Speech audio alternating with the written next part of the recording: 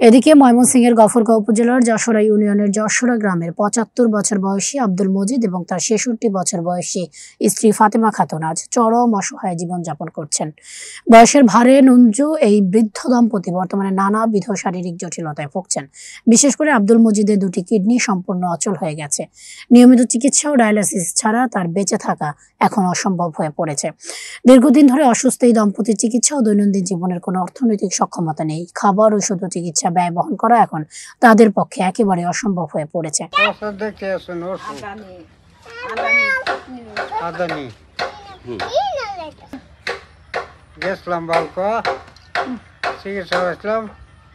ডাক্তারের কাছে কিডনি দুইটার অসুবিধা, কিডনি নষ্ট গেছে দুইটা।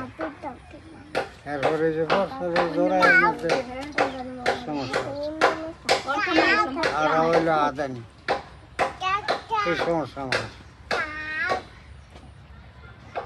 ছেলে করি চলে আমার করতে দেখবো তারা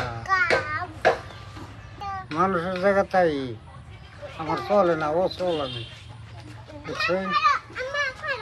আমি লাভানেরও চলে না, তারা বিদ্যুৎ আপনারা বাঁচাইলে আমরা বাঁচান, আর আমি বাঁচবার চাই, আপনারা দয়া করুন। ফাতেমা খাতুনও নানা শারীরিক সমস্যায় ভুগছেন, যার মধ্যে রক্তচাপ, ব্যথা ও দুর্বলতা সহ একাধিক জটিলতা রয়েছে। আমার নাম ফাতেমা।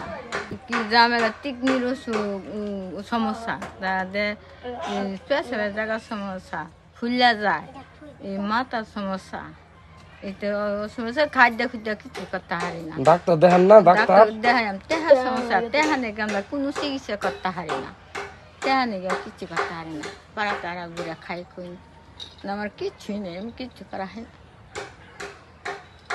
কিচ্ছু করে খাওয়া হয় না। কিডা চিকিৎসা যে হারাম, এই যে চিন্তা জমাও খায়, বাচ্চা খায়, কিছু খায় না, কিছু আমার একটু সহায়তা মহায়তা করলে ভালো হইতো। স্থানীয় এলাকাবাসী জানান, মানবিক সহায়তা ছাড়া এ দম্পতির পক্ষে আর স্বাভাবিকভাবে জীবনযাপন করা সম্ভব নয়। ইতিমধ্যে এলাকাবাসী, সমাজের দানশীল ব্যক্তিবর্গ এবং মানবিক সংগঠনগুলোর প্রতি আহ্বান জানানো হয়েছে যেন তারা এই অসহায় পরিবারের পাশে দাঁড়ান।